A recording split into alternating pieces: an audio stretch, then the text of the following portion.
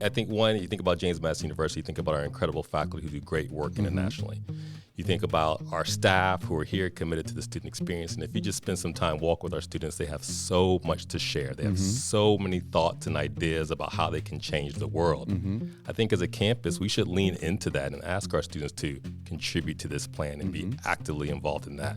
But even beyond our students, I think about our facility staff, our housekeeping staffs. This campus radiates brilliance. If you speak to people, they have thoughts, they have ideas, they can solve problems. And I think here's the opportunity for anybody who is a part of James Madison University to give their input, share their ideas, and contribute to this plan. Welcome to Being the Change, the official podcast of James Madison University. Brought to you by Madison Magazine. Each episode brings you stories of how members of the JMU community combine intellect with action to live lives of purpose and meaning. That's being the change.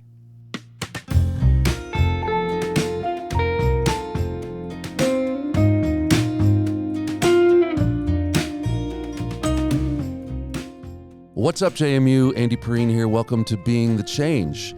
This episode is going to dive deeply into JMU's strategic planning process.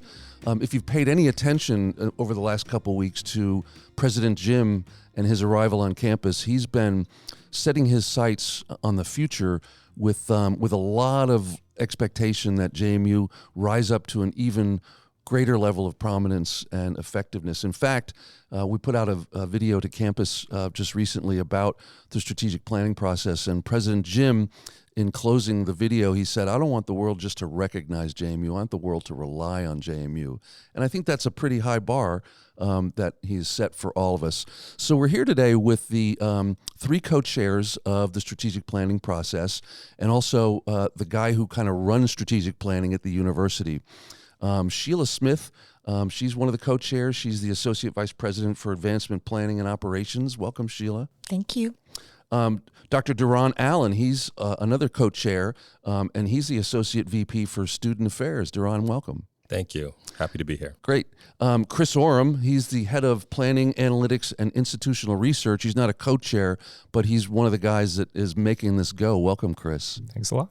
And Bethany Blackstone, she's the Dean of the Honors College and a professor in political science. Welcome, Bethany. Thanks for having us, Andy. She's our third co-chair. Okay, so to set the table, we're on a very aggressive strategic planning schedule. In higher ed, we don't move as quickly as corporations do, and typically strategic planning processes take about 18 months. Would you say that's about right, Chris? Yeah, that's about right. And President Jim, in his aggressive first few months here at the university, he's setting his sights on having a strategic plan completed by April of 2026. So this is moving quite quickly. And he's laid out a four-step process. And I'm wondering, Chris, why don't you first lay out that four-step process, and then we'll talk about what each one means and what we hope to accomplish. Sure. Yeah, and I'll say, too, that while the formal plan is taking about 8 months to develop and to get off the ground, the community has been doing a lot over the last couple of years to really prime us for this, right? Folks who have been here for a couple of years may remember the Big Ideas initiative to really come up with what are those bold ideas that can drive us forward. We did a SWOT analysis in the spring, so strengths, weaknesses, opportunities, and threats. A lot of folks, we had almost 5,000 people from the JMU community participate in a survey on that. And all of that is informing where we are today. Obviously, with those initiatives, we didn't have President Jim here, and so one of the first things that he's doing is in this new process is moving into the listening. Right. We are doing that over the next couple of months. He's been meeting with all of the colleges, getting in front of the divisions. We're holding idea forums.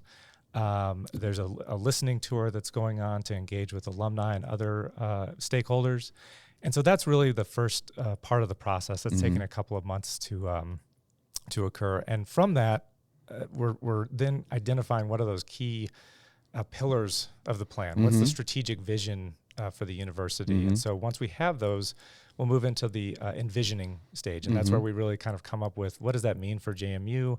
What are the strategies that we need to engage with to make that a reality?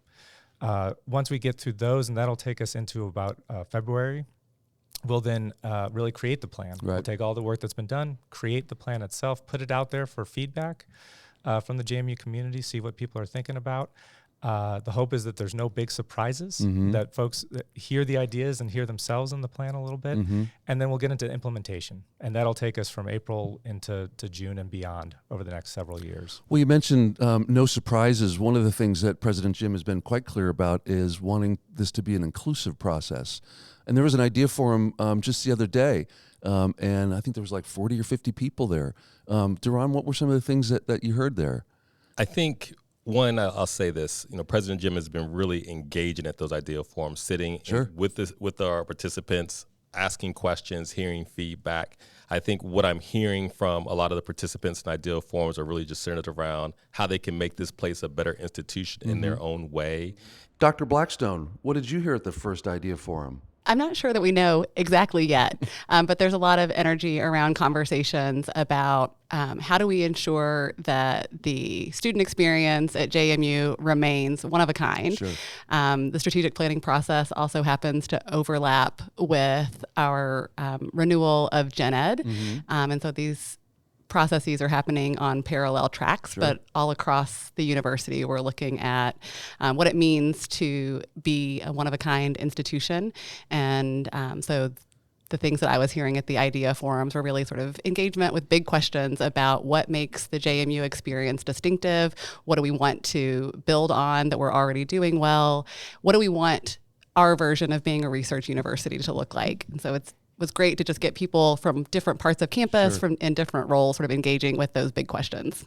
Well, you mentioned reimagining the Gen Ed program. That's ongoing, and that's something that's happening. So the strategic planning process isn't like we're just now waking up to do something bold. Chris and I were on, and Sheila were on the Reengineering Madison Steering Committee. That is completely and fundamentally changing our technology infrastructure with the aim at improving the student experience.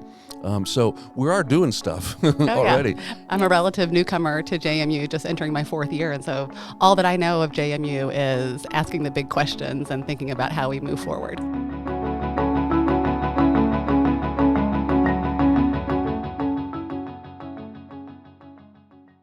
We'll be right back.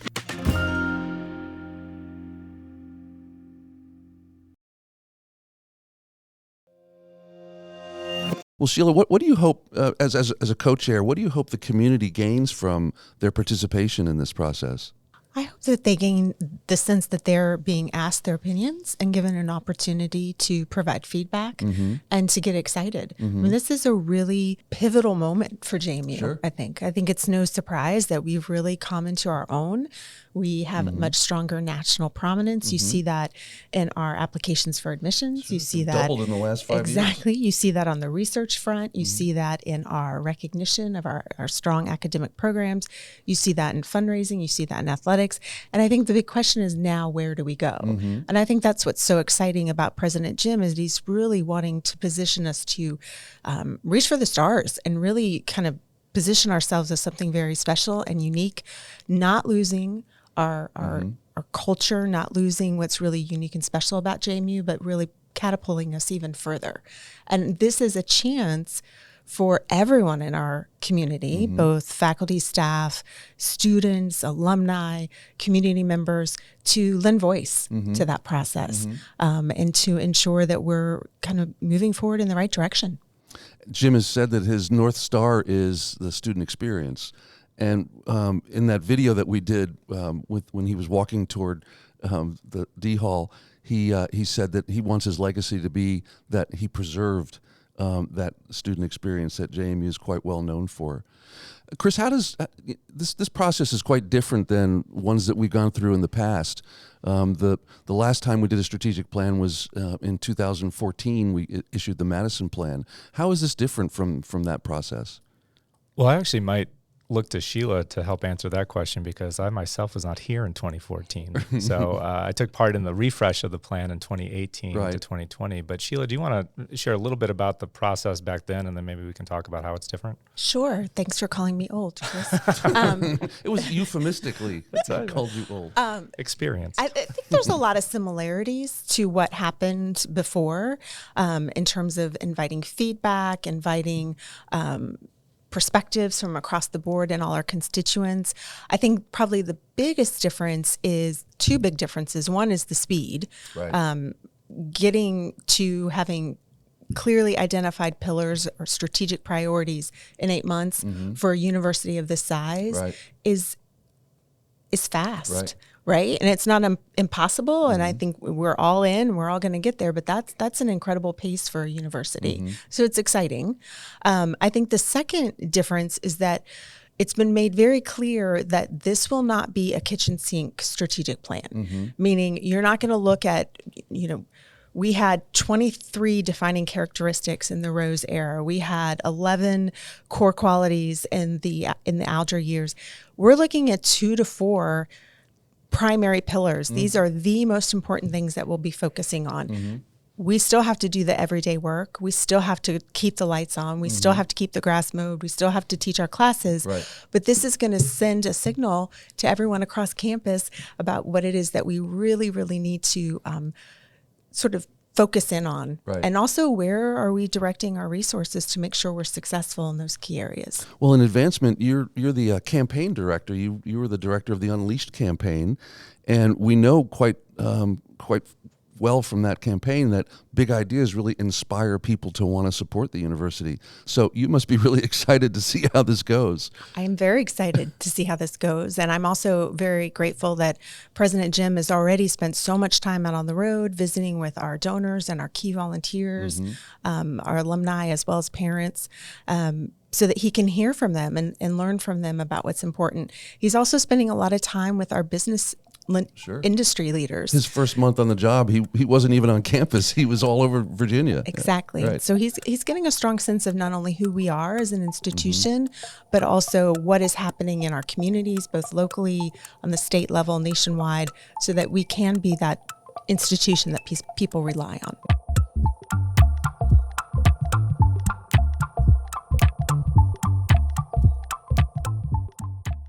A lot of large organizations, when they do strategic planning or big evaluations of their own operations, sometimes those plans are started with great enthusiasm, and then they wind up sitting on the shelf. How will this not be that? Yeah, I think how I try to think about that is, one, we're going to, once the plan itself is created, right, the thing that might sit on the shelf, the last stage is the implementation.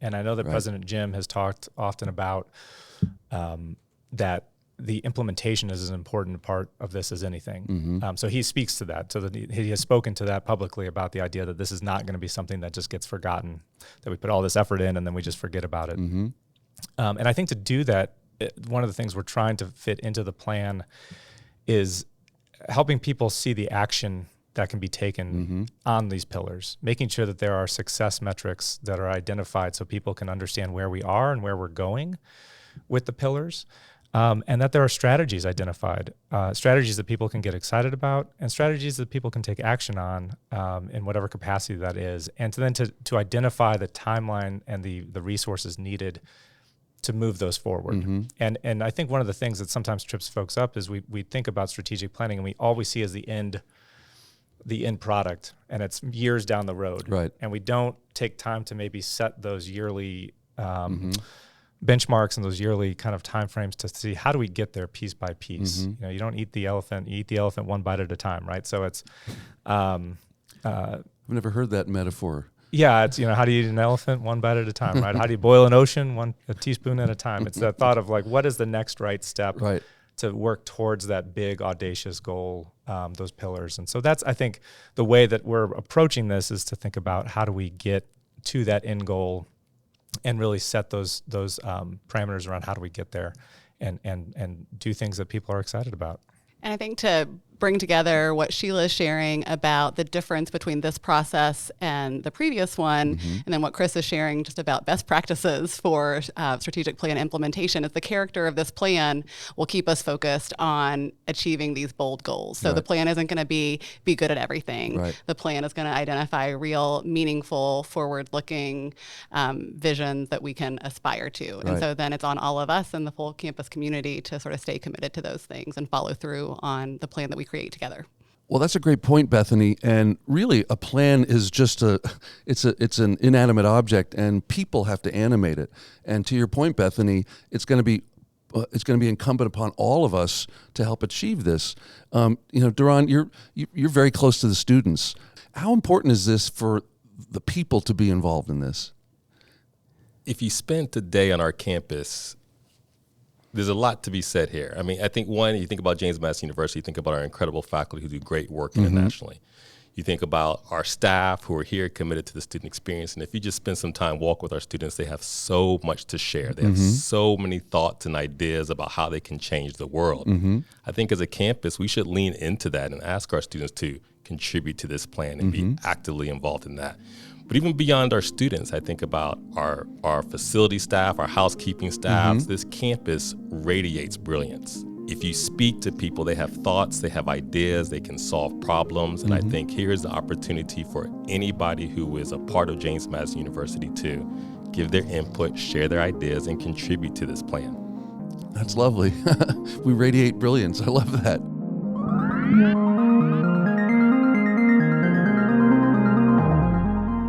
JMU has really evolved into kind of a unique institution over the last 20 years in that we're still rooted in our traditions of liberal arts, but we've added sciences and professional programs in a way that kind of positions us in a unique part of the marketplace in higher ed, in that we're not a big, huge research institution and we're not a small private institution. We're something different. How does the strategic planning process, Bethany, if you want to take this, position us to elevate that uniqueness even more so in the higher ed marketplace? I think by keeping sort of front and center that core of our identity and the student experience as central to what it means to be a part of this community. And so figuring out how we can provide these types of experiences that people associate with research universities and the types of experiences that people associate with small liberal arts colleges. Like, we are equipped to provide these experiences in unique ways with great access to faculty for our students that people don't have at lots of institutions. And so I think really valuing and leaning into what is special about JMU is central to this endeavor. We don't want a strategic plan that could have been anybody's strategic plan. We want a strategic plan that serves us, that honors our history and our culture and our values.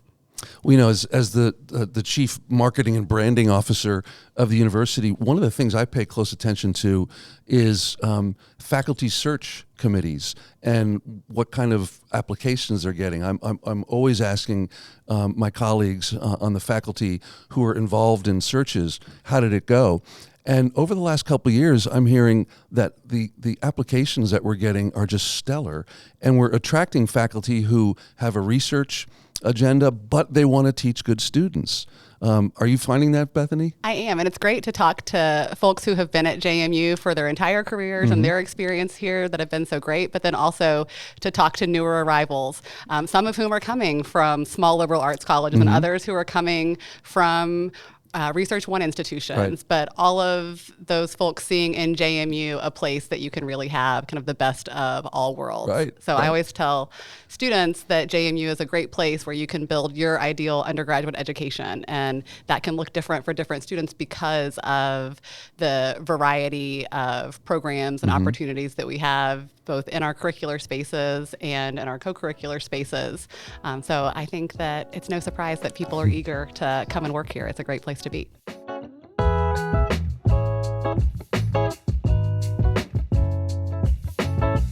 Well, one of the things that we really want to inspire is participation in this process. So, Sheila, would you lay out some of the opportunities that folks have to participate in the near term? Absolutely. And I will share that all of this is located on the president's website. So Yes. if you go there, you can get dates and links to register and whatnot. But we do have idea forums that were mentioned earlier where people can come and start sharing their thoughts and ideas, and also work with others from across campus to hear what other ideas are being shared. For our external audience, we're taking the president out on the road. So we have 8, soon to be 10 different stops for him to go and visit with folks. And I hear that registrations are already really high. They are. The first opportunity is our Zoom event on September 24th. So no matter where you live, you can join the conversation and hear directly from the president. There's also a Zoom idea forum. So again, we're trying to make sure that everyone can participate regardless of perhaps geographic limitations. And beyond that, beyond the listening phase of the tour, the envision stage is also a chance where people can raise their hand and get involved. Once the pillars are clearly understood, there'll be vision teams formed that will be chaired by leaders across campus that have expertise in those specific areas. And anyone can raise their hand and say they'd like to participate. The co-chairs will be forming those teams so that they can really build out what are the strategies that are going to support and make those pillars successful. Well, Sheila mentioned the president's website. You can find all of this on if you search for JMU President Strategic Planning, you'll find it. Chris, what do you, as the guy who's in charge of strategic planning at the university, what do you hope for in the near term? Well, first of all, I'd like to say I help facilitate the strategic planning. Okay. We're all in charge of where this goes. But Well, you're a good facilitator, well, Chris. Thank you. Yeah. I hope, one of the things that we're really working towards is to have a plan that is easy to understand, that is audacious, that is disruptive, that is innovative, but at the end of the day, that we can explain it to folks and people understand what is involved in the strategic planning process at JMU. And so we're really working hard to make this a concise but well-aligned and like I said, understandable plan. So I think, as we look to the future, I want folks to feel, I mentioned this earlier, but I want folks to feel like when they see the pillars and when that comes out, that it's not surprising. That they hear the ideas that maybe they've shared themselves or that they've heard from others. Or that it sounds like us. Or that it sounds like us. Right. That it's not just some random, all of a sudden off-the-wall plan, but that people understand, oh yeah, that actually makes a lot of sense. Or maybe I hadn't thought about it that way, but I see why we would do that. Or that gets me excited. So that's really my hope for the plan, is that folks understand it, they understand how they can be involved, and that they understand why we're moving in the direction we're moving when that ultimately comes into being. Duran. Yeah, I would like to add to this. I think one of the things I heard President Jim say out loud is that the best ideas won't come from him. And so I would want to encourage everybody to find a way to contribute their thoughts and their ideas and what's important to them. And now is the time to do that and to take advantage of that. And that I am confident that the president, our university leaders, the strategic planning team, we're going to look at everything. I can almost say as a guarantee, we're going to look at everything that comes our way to find the best ideas that surface for James Madison University. That's great. Well, I really want to thank all of you for being part of this episode. And really, I really want to thank you for running this program. I mean, this is our future, and it really matters. So Chris, Duran, Bethany, Sheila, thanks for being on the program. Thank you. Thanks a lot. Thank you. And listeners, if you have an idea for future episodes of Being the Change, you can reach us at beingthechange@jmu.edu. Until next time, go Dukes. Thanks for listening. Subscribe to hear more stories about how members of the JMU community are being the change. Dive deeper and explore countless other stories at jmu.edu/Madison Magazine. Go Dukes! The Being the Change podcast was conceived by Jim Heffernan, editor of Madison Magazine, and me, Andy Perrine, head of JMU Marketing. Thanks to Jenna Polk and her team at the Rose Library Studios, where the show is recorded by Cody Troyer, Steve Adderton, and Olive Santos, all of the crazy talented JMU photo video team, who then produced the final episodes at the Ice House in downtown Harrisonburg. Original music by 2019 alumnus Neil Perrine. You can find the Being the Change podcast on all the popular platforms where we hope you'll like, share, and subscribe.